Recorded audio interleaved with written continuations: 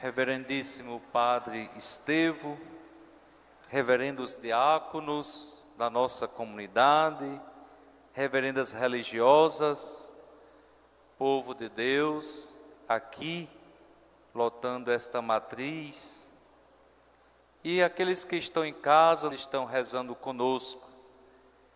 Este segundo ato do nosso tríduo pascal, que é a celebração da paixão, e nós nos encontramos agora com a palavra de Deus, que ilumina a nossa vida, luz para os nossos passos, lâmpada luzente em nosso caminhar. No início deste dia, ainda na madrugada, no início da madrugada também, nós tivemos a procissão do fogaréu. E ouvindo o evangelho que foi agora proclamado, cantado, durante aquela procissão, eu me vi um pouco nessa situação toda que nós ouvimos do evangelho. Soldados, cavaleiros, homens com tochas, indo ao encontro de Jesus, silenciosos, mulheres que acompanhavam, pessoas curiosas pelo caminho, mais ou menos o que acontece hoje.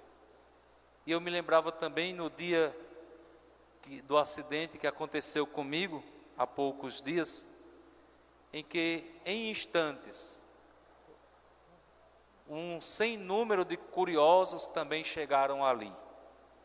Eu imagino que no tempo em que esse fato aconteceu, imagino também a quantidade de curiosos, querendo saber que barulho era aquele, que zoada era aquela, o que estava acontecendo, estavam à procura de quem? E ontem, na procissão do fogaréu, eu ficava prestando atenção. Uns caminhavam em silêncio, contemplando aquele, e não quero dizer que as mulheres são zoadentas, mas a gente ouvia, né, o burburinho das mulheres conversando ao lado, e foi bonito tudo isso. Acho que do tempo que eu estou aqui foi a procissão do fogaréu em que teve mais pessoas participando, porque de fato as mulheres também foram participar, os homens estavam ali. E eu me lembrava de tudo isso. Todo mundo querendo saber o que estava acontecendo.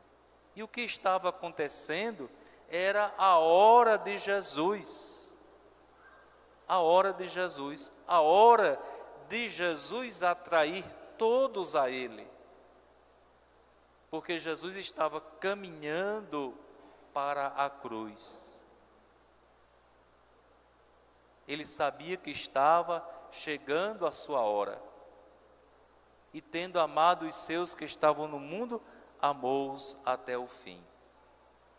Então, Jesus está caminhando para a cruz, Jesus está caminhando para a sua hora, e embora a gente enxergue esta hora de Jesus como algo estranho à nossa fé, mas nós precisamos enxergar a hora de Jesus, que é a cruz, como a manifestação do amor de Deus.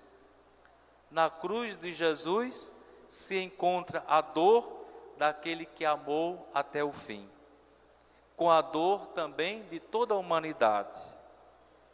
Nós temos ali cruz e crucificado, cruzes e crucificados da história.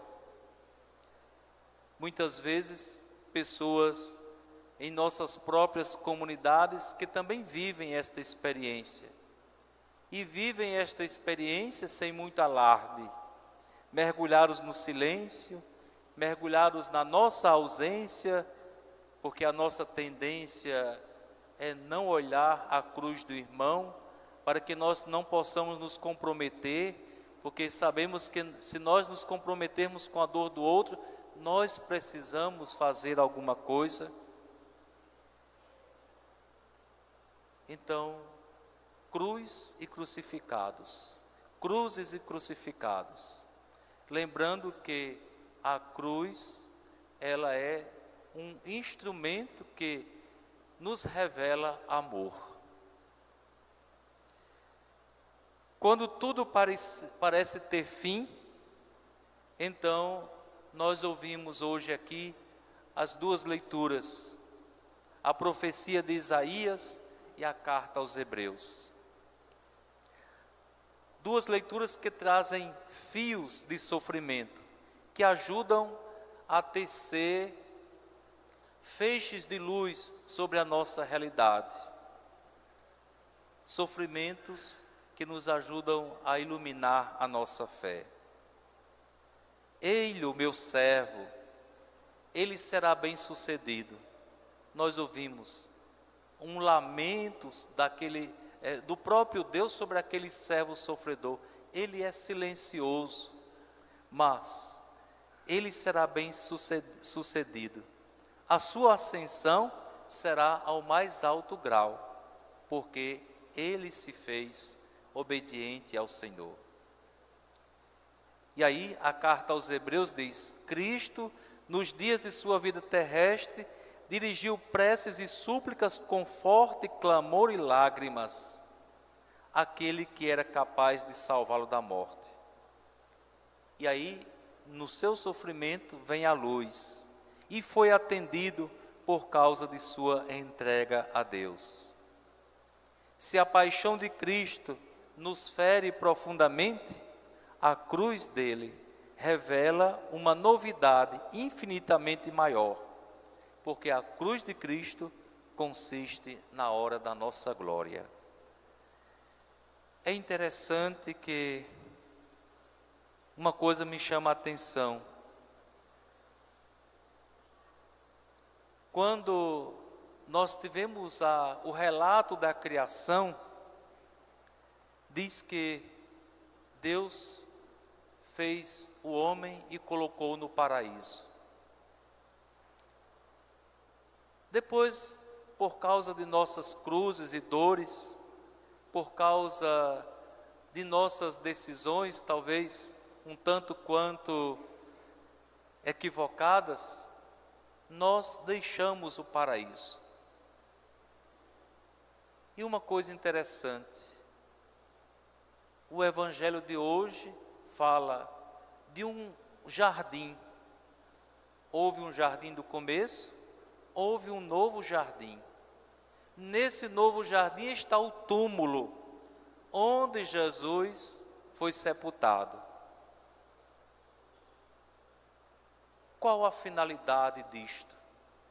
Por que o Evangelho trazer esta teologia do jardim? Para nos mostrar que tudo aquilo que Jesus fez, o abaixamento, o sofrimento, de servo humilhado até a morte e morte de cruz, foi para que nós pudéssemos recuperar a nossa condição de herdeiros do jardim. O jardim que é o céu, o jardim que é a eternidade, o jardim que é a comunhão com o nosso Deus. Não é à toa que o túmulo de Jesus esteja no jardim. O túmulo de Jesus lembra a morte, mas a ressurreição de Jesus, a partir daquele túmulo que está no jardim, vem trazer a esperança da humanidade, porque abre para nós a possibilidade de viver nesse jardim, de estar em comunhão com o Senhor. A primeira leitura que nós ouvimos tem uma coisa interessante a respeito do servo de Deus. Tão desfigurado ele estava, não parecia ser um homem. E depois desta visão a respeito do servo de Javé, vem uma espécie de lamentação das pessoas ao seu respeito. Olhavam para ele e diziam: foi maltratado, submeteu-se e não abriu a boca. Como cordeiro levado ao matadouro, ou como ovelha diante dos que a tosquiam, ele não abriu a boca. Depois desta lamentação, então o Senhor anuncia a glorificação. Sendo contado como malfeitor, ele na verdade resgatava o pecado de todos e intercedia em favor dos pecadores.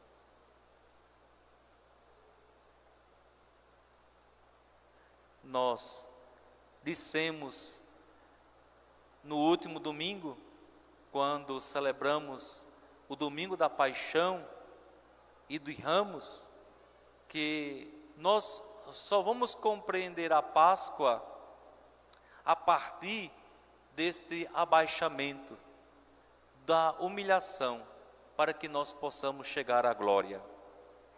O servo de Deus, o servo de Javé, que foi maltratado e se submeteu, não abriu a boca, e como cordeiro foi levado ao matadouro, visto como malfeitor, ele estava fazendo tudo aquilo e intercedendo em favor de uma multidão de irmãos, a fim de que os pecadores fossem libertados dos seus pecados.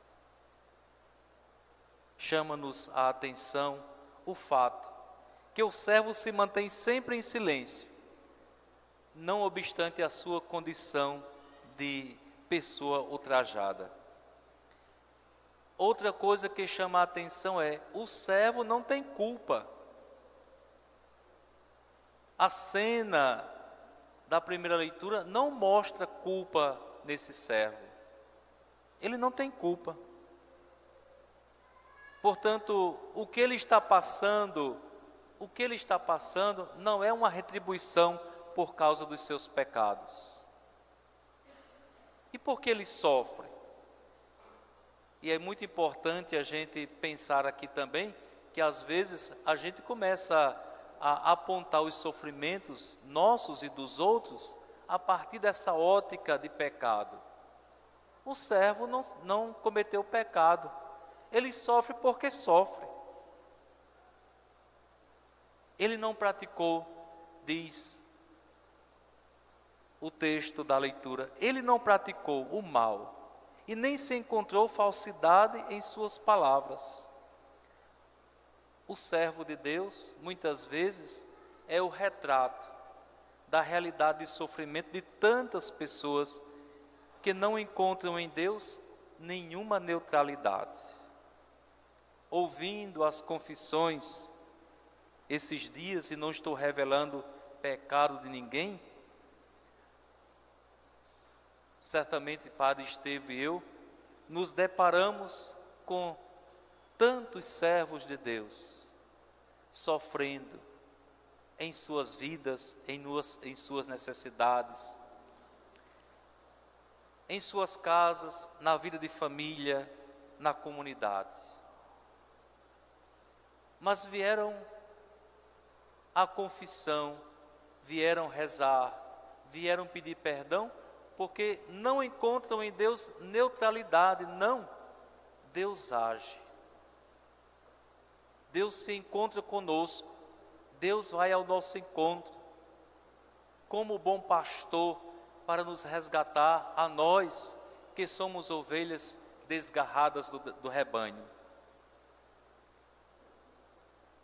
A segunda leitura, do mesmo jeito, assim como o servo de Deus, o autor sagrado apresenta Jesus como capaz de se compadecer das nossas fraquezas.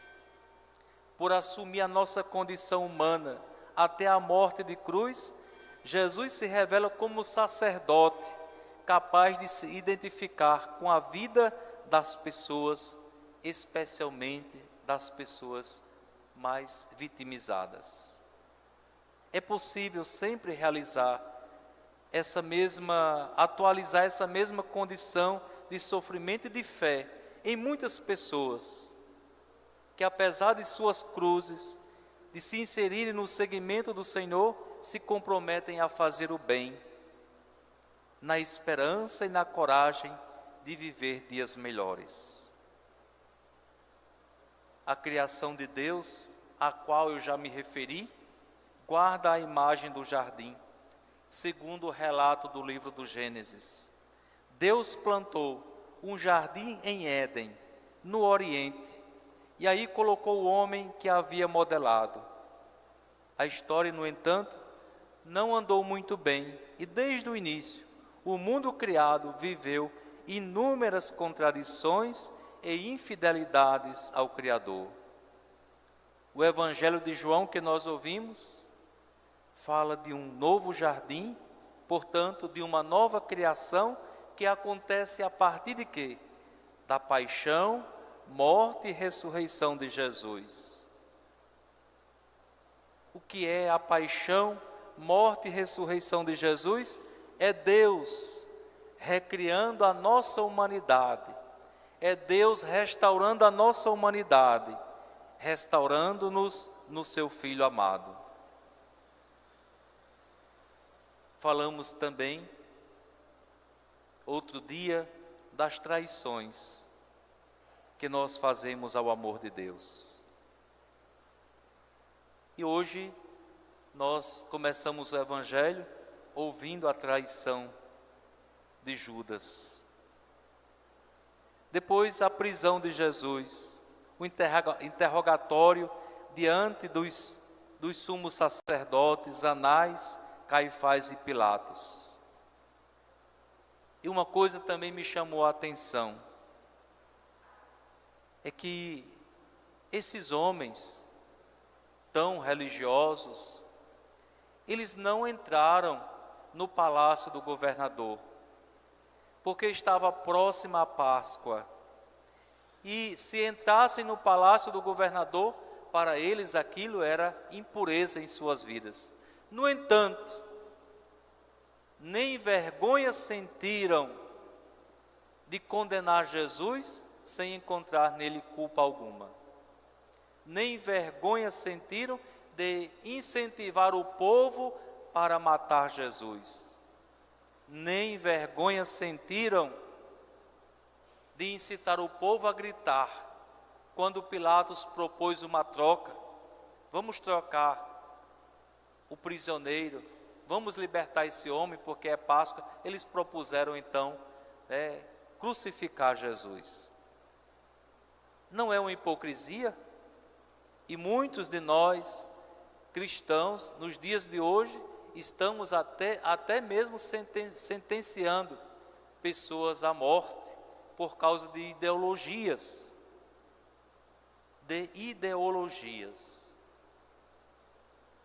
Estamos nos colocando muitas vezes em favor de uns contra os outros, gritando para eles: vamos matar, porque na lógica é bandido bom, é bandido morto. A lógica da violência. Será que a lógica da violência não nos torna impuros? Será que a lógica da falsidade não nos torna impuros? Será que nós vamos terminar esta quaresma e este tríduo pascal ainda da mesma forma como nós começamos, sem ter nos convertido e procurado ser pessoas melhores nos dias de hoje? Jesus diz: eu falei às claras ao mundo, eu falei às claras. E é interessante que muita gente fica usando aquilo que Jesus diz no Evangelho: conhecereis a verdade e a verdade vos libertará. Fica repetindo isso, mas não aceita a verdade que é Jesus, o jeito de ser que é o de Jesus. E nós, como discípulos dele, devemos ter esse jeito de ser. A verdade que nos ilumina, que nos liberta, é o próprio Jesus. E quando nós propomos para a nossa vida cristã, né, a violência, os preconceitos e tantos males, nós estamos deixando a verdade em segundo plano. Mas Jesus diz: eu falei às claras. O que é que nós fazemos quando nós nos deparamos com esta palavra de Jesus? Fazemos como os guardas, como os mestres da lei, como os fariseus, damos bofetadas. Meus irmãos, Jesus foi condenado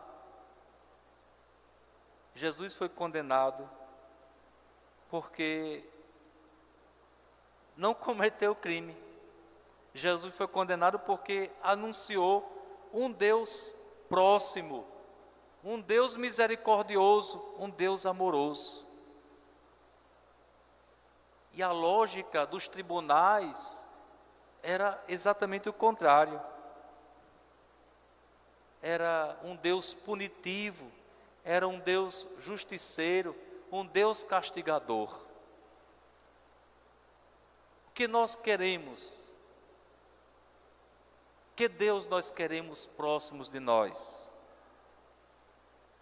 Acredito que a palavra de Deus desse tempo quaresmal, ela veio nos revelar um Deus que se compadece das nossas dores. Nós não somos dignos dele, mas ele quer que nós sejamos, e insiste, e vem, e nos procura, e estende a mão, e nos guia, e nos ama até o fim. Tendo amado os seus que estavam no mundo, amou-os até o fim. Então, neste tríduo pascal que nós estamos celebrando, nós vamos vislumbrar tudo isso. Daqui a pouco, depois da oração universal, nós vamos receber em procissão a cruz. Nós vamos olhar para ela, nós vamos vislumbrar nela, ver nela o Filho de Deus pendurado, porque se compadeceu de nossas dores, como disse a segunda leitura. Nós vamos ver nela o Filho de Deus morto, porque não abriu a boca, não negou a sua missão. Ele foi até o fim, como servo de Deus. E São Paulo, para concluir, vai nos ensinar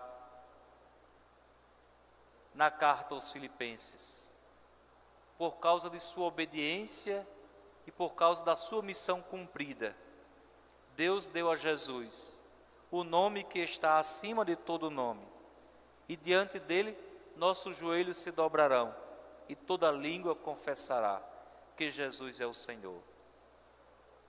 É o Senhor que nos ajuda a vencer os nossos males.